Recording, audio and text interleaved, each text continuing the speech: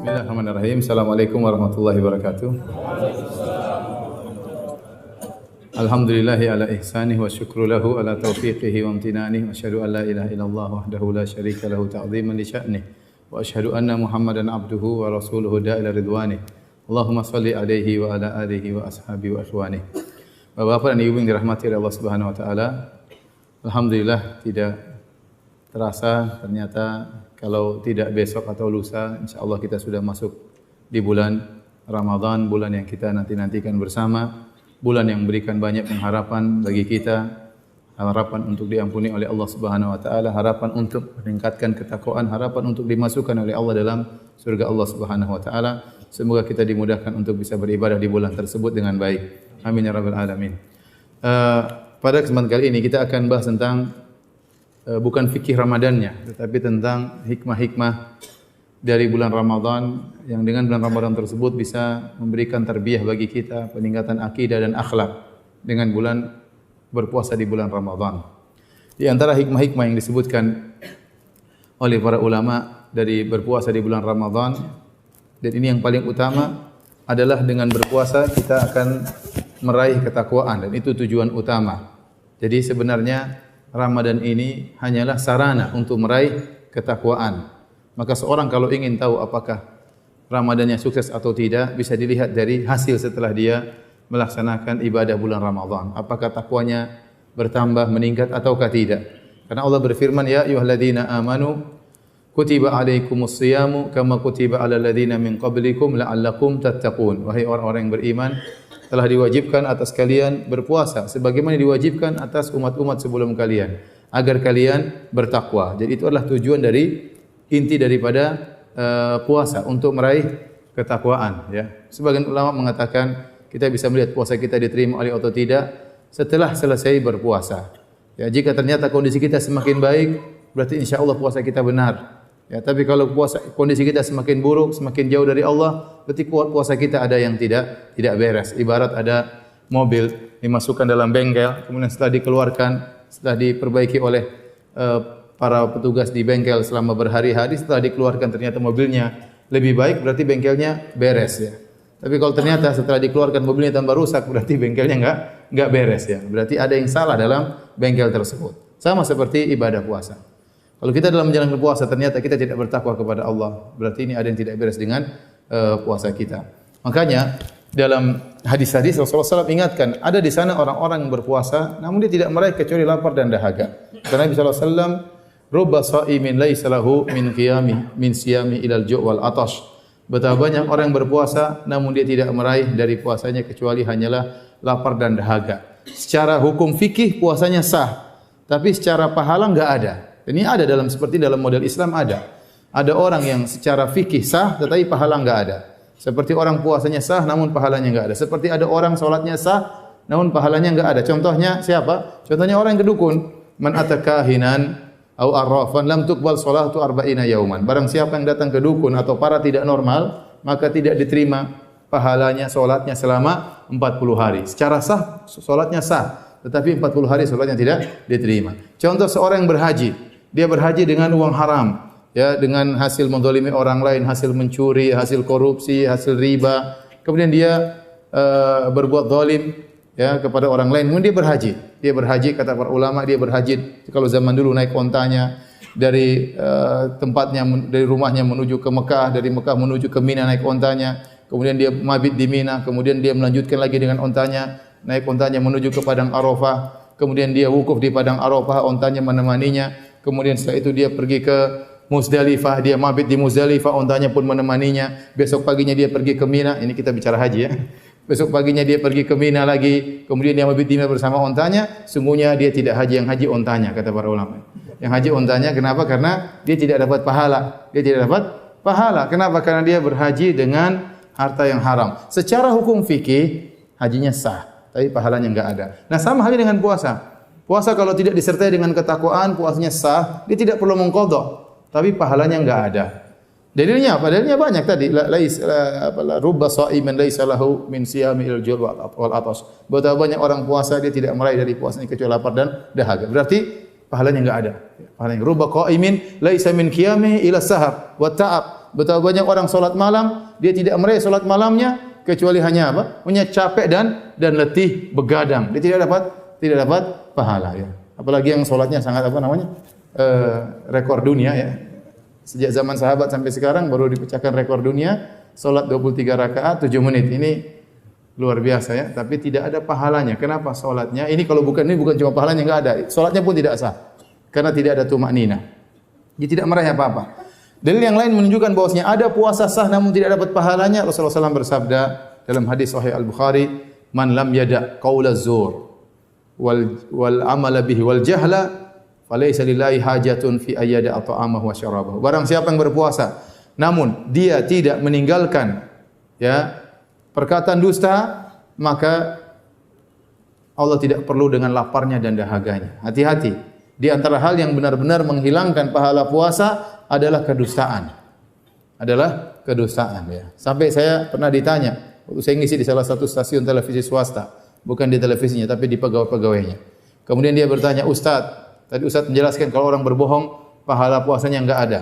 Yang saya ingin tanyakan Ustaz, kami ini pegawai-pegawai disuruh sama direksi untuk menyebarkan berita di televisi, berita dusta. Yang tidak diterima puasanya siapa? Kami atau direksi ya Ustaz? Saya bilang semuanya tidak diterima.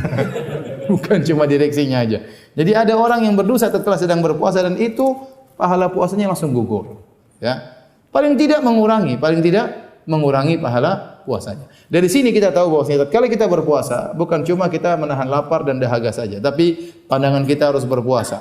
Telinga kita harus berpuasa, lisan kita harus berpuasa. Makanya Jabir bin Abdullah radhiyallahu anhu pernah berkata, "Idza sumta," kalau kau berpuasa, falyasum sam'uka, maka hendaknya pendengaranmu juga berpuasa. Wa basaruka, penglihatanmu juga berpuasa. Wa lisanuka, lisanmu juga berpuasa. Ya, anil kadzib wal maharim, tinggalkan dusta dan perkara-perkara yang haram, caci makian dan yang lainnya. Wa da'adzal jar, dan jangan kau ganggu tetanggamu. Wal yakun alaika waqarun wa sakinah, hendaknya kau dalam kondisi tenang, dalam kondisi tentram tatkala berpuasa, ya. Wala taj'al yauma saumika wa yauma fitrika sawaan, dan jangan kau jadikan hari puasamu sama seperti hari tidak puasa. Tidak boleh sama, harus beda. Ya. Maka Nabi SAW mengajarkan dalam berpuasa bukan hanya meninggalkan maksiat, harus beradab. Tadi kata Jabir bin Abdullah, wal yakun 'alaika waqarun wa sakinah. Kau harus tenang dalam tatkala kau berpuasa. Kenapa seorang tatkala berpuasa dia sedang dalam argo ibadahnya jalan. Saya sering analogikan seperti seorang yang umrah. Orang kalau umrah dia pakai baju ihram. Kemudian dia berkata labbaik Allahumma umrah, atau dia berhaji dia mengatakan labbaik Allahumma hajjan. Sejak dia mengucapkan lafal tersebut dan dia niat masuk dalam nusuk, dalam ibadah, maka argo pahala terus mengalir sampai dia tahallul. Selama dia dalam kondisi ihram, pahalanya mengalir. Maka saya katakan demikian pula, tatkala seorang sudah kemudian bersahur, kemudian dia sudah berniat puasa, maka argo pahalanya mengalir. Bahkan mungkin kalau dia tidur tetap pahala berjalan, ya. Karena kenapa dia dalam kondisi apa? Berpuasa. Kondisi ini harus dijaga. Jangankan meninggalkan maksiat, bahkan bahkan perkara-perkara yang menunjukkan kejahilan, tidak ada manfaatnya, harus ditinggalkan. Apa kata Nabi SAW dalam Sahih Al-Bukhari? Kata Rasulullah SAW, fa idza kana yaumu siyami ahadikum fala yarfuth wala yaskhab wala yajhal. Kalau salah seorang dari kalian sedang berpuasa, maka jangan dia berkata-kata kotor, jangan yaskhab, jangan dia teriak-teriak. Teriak-teriak itu tidak ada dosa, tapi itu bukan perbuatan orang yang benar. Ngapain teriak-teriak kalau enggak ada keperluan? Ya, ada orang teriak sana teriak sini. Tidak boleh. Tatkala Anda sedang berpuasa, Anda harus senang, tentram. Anda sedang dalam kondisi beribadah. Argo pahala sedang berjalan, ya. Maka kata Nabi SAW, fala yaskhab, jangan dia teriak-teriak, wala yajhal, jangan dia melakukan perbuatan yang jahil. Wa in sabbahu ahadun, kalau ada orang yang mencaci maki dia, aw qatalahu, atau mengajak dia berantem, jangan dilayani. Kata Nabi, falyakul inni imru'un shaim, katakanlah aku sedang berpuasa. Jadi hati-hati kalau seorang berpuasa, jaga diri. Bukan cuma tidak bermaksiat. Tatkala kita masuk dalam arena media sosial, ada perdebatan, pertikaian, debat-debatan, maki-makian, jangan ikut. Ini bulan Ramadan, ya. Jangan. Ada orang mancing-mancing, jangan terpancing. Kalau ada orang ngajak kita berantem, kita bilang jangan. Saya katakan sama dia, saya sedang berpuasa. Kalau berantem nanti habis buka, jangan sekarang, ya. Enggak juga, ya, enggak boleh juga. Tapi maksud saya, kita sedang berpuasa, harga pahala harus kita jaga. Apalagi maksiat. Sedangkan perkara yang tidak bermanfaat saja kita tinggalkan, apalagi maksiat. Maka tadi pandangan harus berpuasa, pendengaran harus berpuasa, lisan harus berpuasa. Hati-hati pandangan. Inilah hal yang paling mudah di zaman kita ini mengurangi pahala puasa kita adalah pandangan yang haram. Pandangan yang haram, terutama di zaman now sekarang ini. Ya. Subhanallah, puasa kita sudah kita berpuasa susah-susah, pahalanya besar, ternyata kena roaming.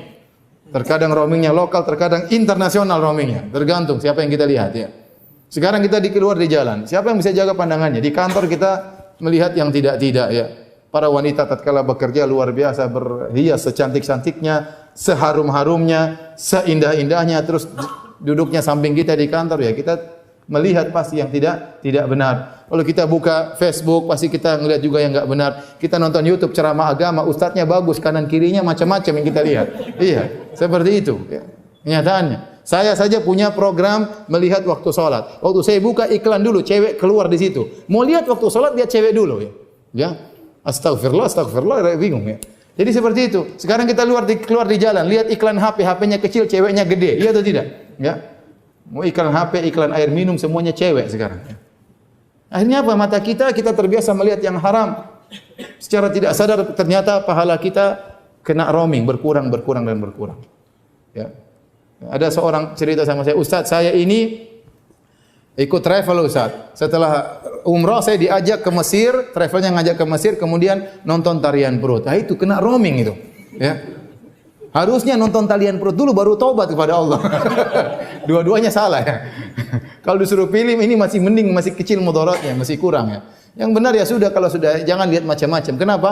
Karena kena roaming tadi. Hati-hati. Jadi pahala puasa kita sebenarnya besar, gara-gara kita tidak jaga pandangan akhirnya berkurang. Hati-hati, maka kurangi untuk melihat media sosial yang enggak bermanfaat, kita lagi puasa. Ada hal-hal yang haram segera kita palingkan pandangan kita, ya. Kita bilang astagfirullah, kita palingkan pandangan kita. Kemudian jaga pendengaran kita, jangan dengar hal yang tidak benar, jangan dengar ghibah, jangan dengar namimah, jangan ikuti berita-berita yang belum tentu benar, apalagi mengungkap aib-aib orang, belum tentu benar, ya. Apakah semua berita kita benarkan? Belum tentu benar ya akhi, belum tentu benar. Apakah pembawa berita semuanya thiqah? Sementara saya pernah ngisi di stasiun televisi begitu orangnya, bilang bahwasanya kami disuruh direksi untuk menyebarkan berita yang tidak benar. Ya titipan, ya terus kita apakah semua berita kita benar, apalagi kita ikut share, kita mendengarkan ghibah, namimah, ya sebaiknya kita tinggalkan. Demikian juga jangan dengarkan musik-musik, ya, tidak boleh ya.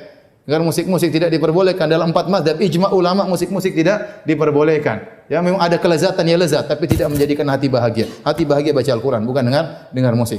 Taib. Kemudian jaga lisan kita, hati-hati jangan kita masuk dalam ajang perdebatan, jangan maki, jangan mencaci. Kemudian kalau kita dalam grup, ternyata grup kita ada debat-debat, mending kita left ya. Ramadan kita left dulu. Saya bilang para sahabat-sahabatku yang baik ya, karena saya lagi puasa, saya left dulu ya. Nanti ketemu habis lebaran. Habis lebaran baru masuk lagi ya. Daripada akhirnya puasa kita berkurang pahalanya. Jadi ini yang paling penting, bertakwa kepada Allah Subhanahu wa taala. Dengan puasa kita menambah takwa kita. Taib. Di antara hikmah puasa kata para ulama adalah membuat kita lebih peka kepada masyarakat. Ini sering disampaikan oleh khatib-khatib. Tatkala kita sedang berpuasa, kita tahu bagaimana rasanya lapar, kita tahu bagaimana rasanya haus.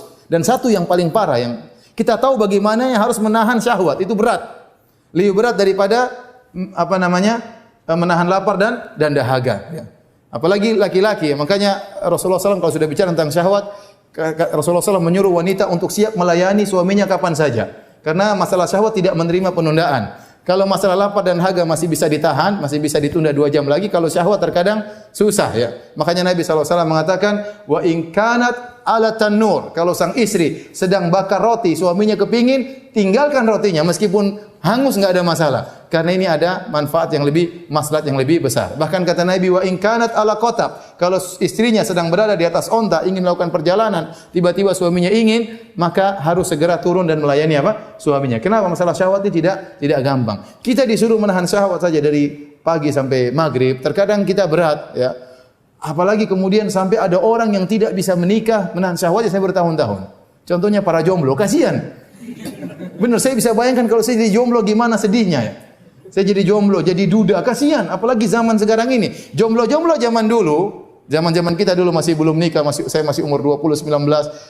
Godaan tidak seperti sekarang ini. Sekarang luar biasa, fitnah wanita di mana-mana ya. Seorang bawa fitnah di HP-nya, dia ingin lihat segalanya ada di mana? Di HP-nya. Kalau dulu orang tidak keluar rumah dia selamat, dia tidak lihat macam-macam. Sekarang orang dalam rumah lebih parah lagi, ya. Lihat macam-macam, dia berkelana, ya.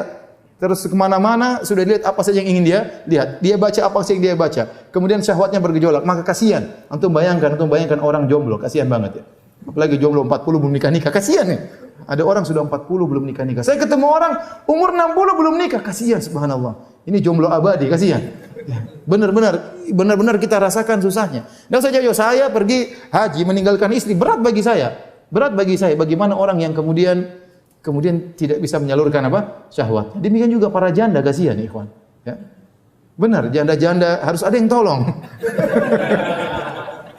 Ya kasihan, benar. Kemudian cerai dengan suaminya meninggal, kemudian tapi apa yang boleh buat, kita enggak berani menolong janda ya.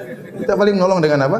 Dengan duit. Padahal barang siapa kata Nabi, man as-sa'i 'alal aitam wal armalah wal aramil kal mujahid fi sabilillah. Orang yang membantu anak yatim dan orang janda seperti berjihad di jalan Allah Subhanahu wa taala.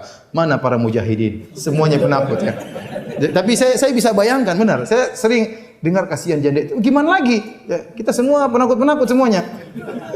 Saya juga termasuk yang penakut, saya jujur saja. Tapi maksud saya kasihan. Dengan kita berpuasa kita tahu bahwasanya syahwat itu butuh disalurkan. Sehingga timbul kepekaan bagi kita. Maka kita lebih santun kepada janda, lebih santun kepada jomblo. Makanya para ulama mengatakan kalau ada jomblo tidak punya duit untuk menikah, boleh kasih uang zakat.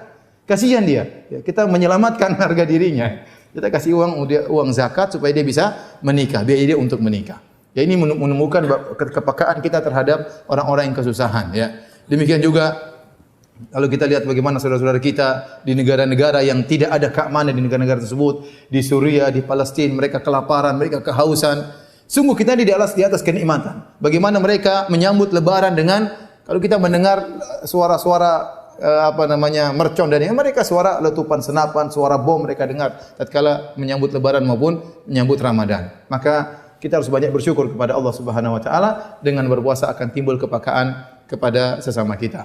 Dan hal ini menjadikan kita semakin dermawan membantu mereka. Kemudian di antara hikmah di antara puasa dari puasa adalah memantapkan akidah kita, ya, memantapkan akidah kita. Di antaranya Rasulullah sallallahu alaihi wasallam menganjurkan kita tatkala berpuasa menyelisih tata cara ahlul kitab. Karena ahlul kitab mereka juga berpuasa. Sebagaimana Allah sebutkan dalam Al-Qur'an, ya ayyuhalladzina amanu kutiba alaikumus siyamu kama kutiba alal ladzina min qablikum la'allakum tattaqun. Wahai orang yang beriman, diwajibkan atas kalian berpuasa sebagaimana diwajibkan atas umat-umat sebelum kalian. Di antaranya ahlul kitab. Makanya ahlul kitab berpuasa, nabi-nabi mereka juga berpuasa. Nabi Daud berpuasa, Nabi Musa berpuasa, ya ahabus siyami ila Allah siyamu Daud. Puasa yang paling dicintai oleh Allah adalah puasanya Nabi Daud dari Bani Israel. Nabi Musa alaihissalam juga tatkala diselamatkan oleh Allah dari kejaran Fir'aun pada tanggal 10 Muharram, kemudian Fir'aun dan belentaranya ditenggelamkan, apa kata Nabi sallallahu alaihi wasallam? Fasamahu Musa syukran lillah. Maka Nabi Musa berpuasa pada hari tersebut sebagai bentuk syukur kepada Allah. Jadi mereka berpuasa, umat-umat terdahulu juga berpuasa, kita juga berpuasa. Tetapi harus ada perbedaan antara kita dengan ahlul kitab, terutama yang mereka menyimpang, yang mereka terjerumus dalam kesyirikan, Yahudi dan Nasrani sekarang, ya mereka terjerumus dalam kesyirikan. Bukan Yahudi dan Nasrani di zaman nabi-nabi mereka. Di zaman nabi mereka masih lurus, masih bertauhid. Sekarang mereka sudah melakukan kesyirikan. Di antaranya misalnya mereka kalau berpuasa mereka tidak bersahur. Yang kedua, mereka kalau puasa bukanya tatkala sudah nampak bintang-bintang.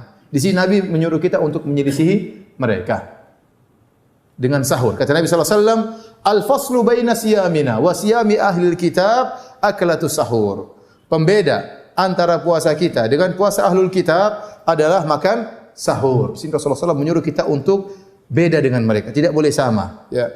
Kemudian juga Nabi SAW mengatakan, la yazalu nasu bi khairin ma ajjalul fitr wa akharus sahur. Senantiasa ya umat ini di atas kebaikan selama mereka menyegerakan berbuka dan mengakhirkan sahur. Kenapa? Li'anna al-yahuda wan nasara akharu. Karena orang Yahudi dan Nasrani kalau mereka berpuasa, mereka mengakhirkan berbuka. Ya, matahari tenggelam, mereka belum berbuka. Mereka masih nunggu sampai gelap, sampai muncul bintang-bintang baru mereka berbuka. Dan ini diikuti oleh orang Syiah. Orang Syiah juga demikian. Kalau berbuka mereka tunggu apa? Gelap. Adapun kita disuruh segera berbuka. Ya, dalam hadis Rasulullah SAW tatkala sedang bersafar dengan para sahabat, wa gharabatis syamsu, matahari kemudian tenggelam, maka Nabi SAW menyuruh Bilal, ya Bilal, inzil fajdah lana, wahai Bilal, turunlah engkau segera siapkan makanan untuk berbuka. Maka sebagian sahabat berkata, ya Rasulullah, lau amsaita, kenapa kau tidak tunda dulu ya Rasulullah, masih terang. Sebagian sahabat mengatakan, inna alaika naharan, ya Rasulullah masih siang. Kata Rasulullah SAW, buka puasa.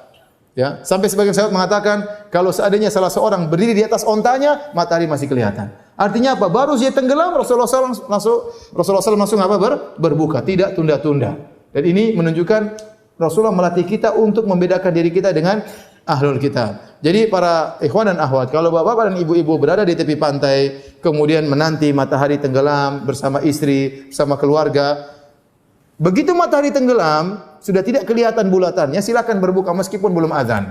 Kenapa? Karena matahari tenggelam itu berarti tanda waktunya berbuka. Enggak usah ragu-ragu, enggak usah bilang, "Mas, jangan matahari naik lagi." Enggak usah. Udah tenggelam selesai buka, jangan usah tunggu, dia enggak bakalan naik lagi. Kalau naik lagi hari kiamat ya. Oleh karena para hadirin hadirat yang Allah Subhanahu wa taala, ini di antara hal yang menanamkan akidah kita bahwa kita harus beda dengan ahlul kitab. Bahkan jangankan dalam masalah ibadah.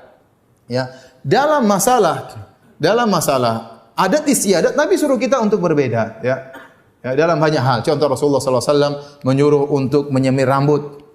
Laki-laki menyemir rambut tapi tidak boleh dengan warna hitam. Kenapa? Orang-orang ahlul kitab mereka membiarkan rambut mereka putih, tidak disemir. Rasulullah SAW ingin, kata Rasulullah, bedakan dengan mereka. Rasulullah SAW menyuruh kita untuk memanjangkan apa? Jenggot. Kenapa? Karena orang-orang Majusi mereka tidak memelihara jenggot mereka. Jadi bahkan dalam masalah-masalah tradisi Rasulullah SAW suruh beda. Kenapa? Karena kalau ada kesamaan kita dengan mereka, ya akan timbul rasa cinta kita kepada mereka, akhirnya kecondongan kepada kesyirikan yang mereka lakukan, akhirnya menganggap itu perkara biasa dan sebagaimana terjadi sekarang. Bahkan kesyirikan pun dianggap biasa, enggak ada masalah, enggak ada. Bukan, ini masalah besar.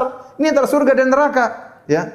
Antara syirik dan Islam, antara tauhid dengan syirik. Akhirnya muncullah orang-orang liberal mengatakan semua agama benar, semua agama masuk surga, yang penting baik. Kalau ada, kita tanya sama mereka, kalau ada ateis baik bagaimana? Ada PKI baik bagaimana? Masuk surga juga ya. Mereka tidak percaya sama Tuhan, kemudian kita masukkan mereka dalam surga ya. Jadi akhirnya seperti itu. Maka Rasulullah SAW ingin orang bertauhid itu punya keistimewaan tersendiri. Bahwasanya dia harus benci dengan namanya syirik, karena itu dosa paling besar. Maka dia harus berbeda dengan orang-orang musyrikin. Sementara jangankan dalam masalah ibadah, masalah adat istiadat juga Rasulullah SAW suruh beda. Apalagi masalah ibadah. Makanya Rasulullah SAW melarang kita untuk sholat setelah asar. Kenapa? Terutama tatkala matahari mau tenggelam. Kenapa? Karena orang-orang penyembah matahari setelah asar mereka ada zikir menjelang tenggelam matahari. Zikir petang mereka ada, ya, menunggu matahari tenggelam. Begitu matahari tenggelam, mereka sujud kepada matahari tersebut. Maka Nabi melarang kita untuk sholat setelah asar. Kenapa? Karena ada tasyabbuh, kesamaan dari sisi waktu. Sama halnya tatkala setelah salat subuh, kata Nabi, la salata ba'dal fajri hatta tatlu asyamsu. Tidak ada salat setelah salat subuh sampai matahari naik. Hatta tatlu matahari naik. Kenapa? Karena di antaranya orang-orang penyembah matahari setelah subuh mereka ada zikir pagi, ya. Mereka muji-muji Tuhan, mereka persiapan. Begitu matahari mulai naik, mulai menyingsing, maka mereka kemudian sujud. Maka waktu yang paling tidak boleh salat terutama tatkala matahari akan tenggelam. Karena situlah mereka sedang sujud kepada matahari. Nah, sekarang banyak orang ibadahnya ikut-ikutan orang-orang Nasara. Yang Nasara ibadah dengan nyanyi-nyanyi, kita juga ikut nyanyi-nyanyi. Pakai alat musik, kita juga ibadah pakai alat musik dan macam-macamnya. Ini tidak boleh. Maka di antara hikmah puasa adalah agar kita memperkuat akidah kita sehingga kita menyelisih para ahlul kitab. Taib. Apakah masih ada hikmah yang lain? Saya rasa masih banyak, ya. Tapi antum cari sendirilah ya. Baik, kita buka sesi tanya jawab. Kalau ada yang mau bertanya saya persilahkan, terutama masalah fikih puasa karena yang lagi akan puasa. Silakan, masih ada waktu kita sekitar 20 menit. Yang bertanya 15 menit, yang bertanya saya persilahkan. Silakan bebas, memakai kertas, memakai langsung boleh.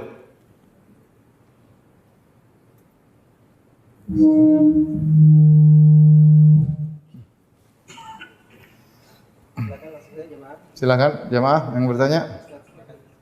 Tidak harus masalah tahap Ramadan atau sebaiknya tentang puasa, tapi boleh yang lain boleh, tapi sebaiknya tentang puasa. Kalau kita cuma sebentar 15 menit. Silakan. Ada yang bertanya? Disuruh tanya bingung ya. Ustaznya pergi baru nanya nanti. Baik, silakan yang bertanya. Ayo, siapa yang pecahkan telur dulu cepat. Ayo silakan.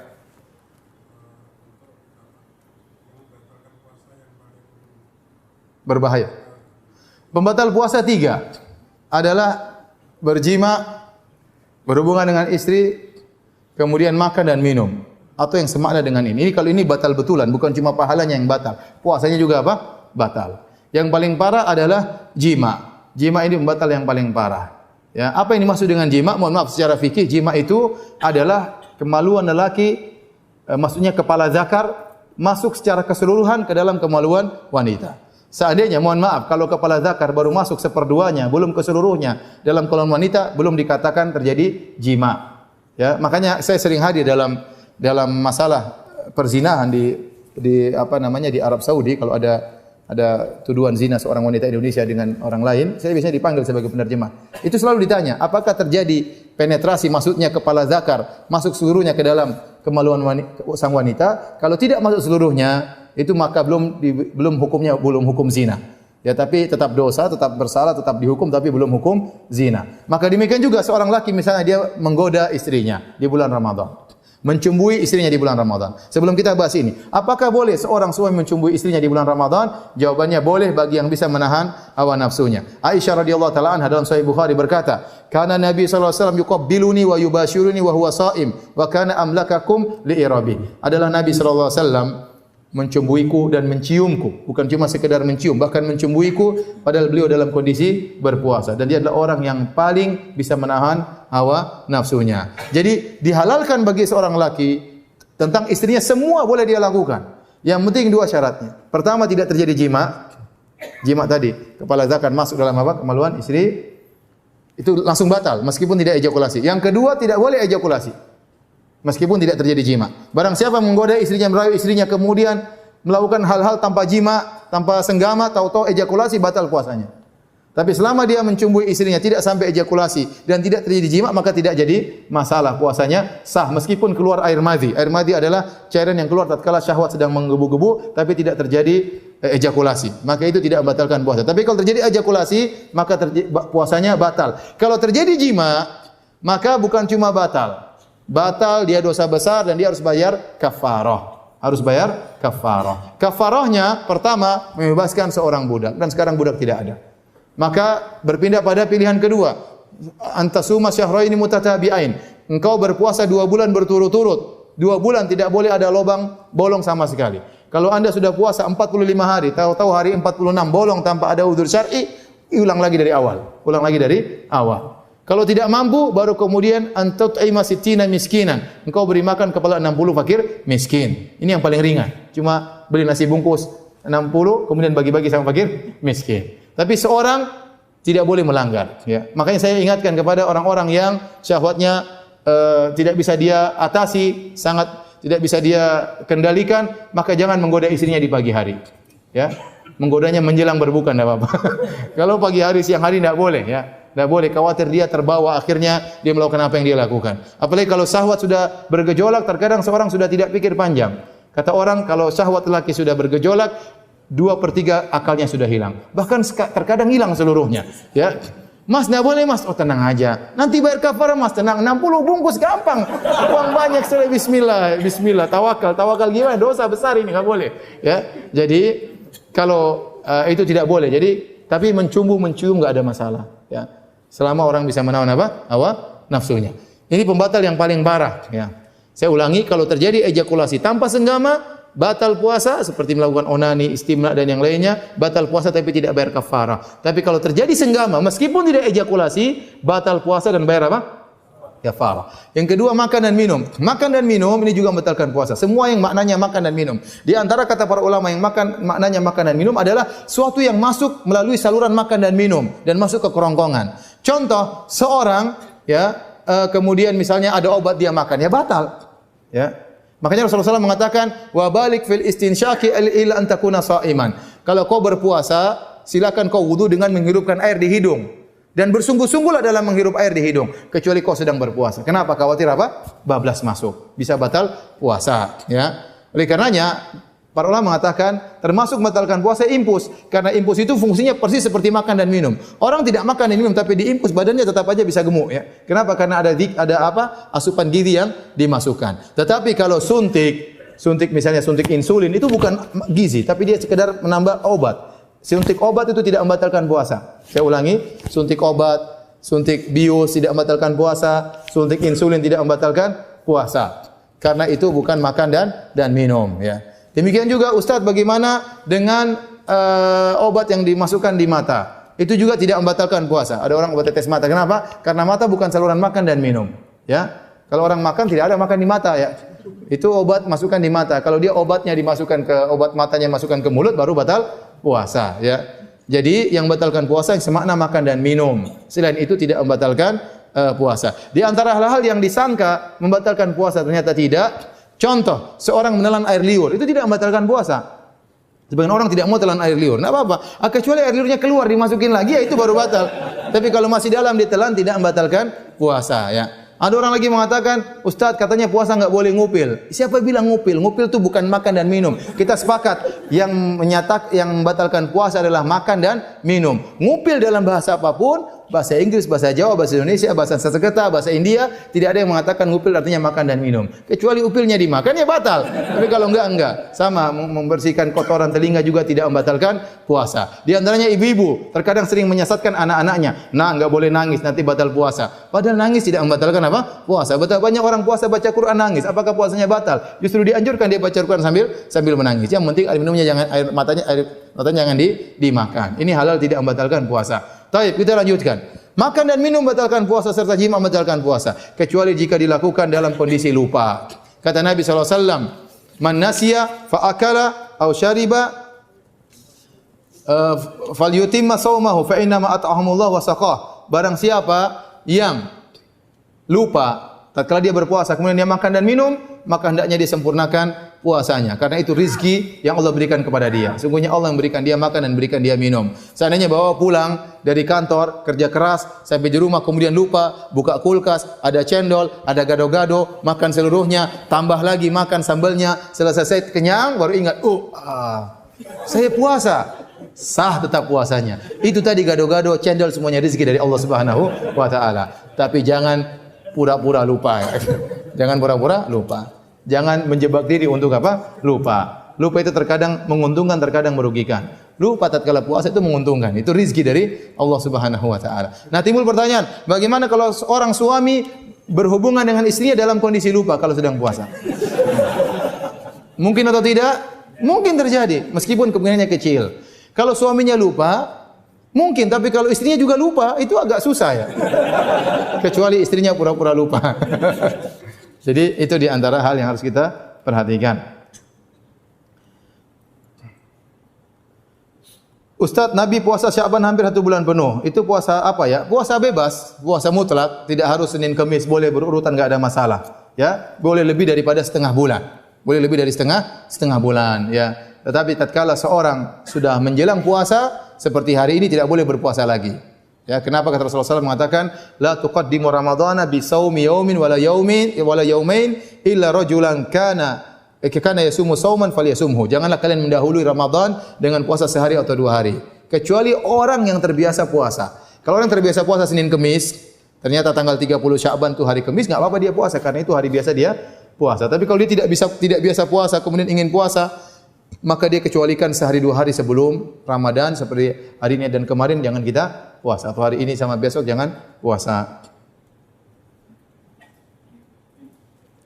Tapi ada lagi yang bertanya? Masih ada 5 menit, silakan. Tadi kan dibilang puasa kita tidak boleh menyamakan antara bulan Ramadan, hari-hari kita dengan bulan puasa. Iya. Tips-tipsnya gimana? Tadi dikatakan oleh Jabir bin Abdullah, wala taj'al yauma siyamika wa yaum fitrika sawaan. Jangan kau jadikan hari puasamu dengan hari berbukamu sama. Tidak boleh. Kita harus mengistimewakan dan mengagungkan hari kita tatkala kita berpuasa. Nah, bagaimana cara membedakannya? Tips-tipsnya ya tadi kita kurangi hal-hal yang tidak bermanfaat. Kalau kita hari-hari biasa kita mungkin santai-santai aja, kita mau chattingan, mau Facebookan, tapi hari-hari berpuasa kita harus sok sibuk ya. Kenapa? Kita ingin hatam Quran. Hari-hari biasa kita nggak hatam Quran. Sekarang kita punya target. Saya ingin hatam Quran selama Ramadan 2 kali. Kalau 2 kali hatam Quran berarti 1 hari harus 2 juz. Apalagi yang targetnya 10 kali khatam. Berarti satu hari 10 juz. 10 juz itu butuh waktu banyak. Nah, kalau kita ternyata santai, kita tidak sok sibuk, maka kita tidak bakalan bisa khatam. Nah, bagaimana cara sok sibuk? Ya sudah, kalau kita lagi baca Quran ada yang ngajak ngobrol, sebentar, saya belum selesai. Sebentar ya.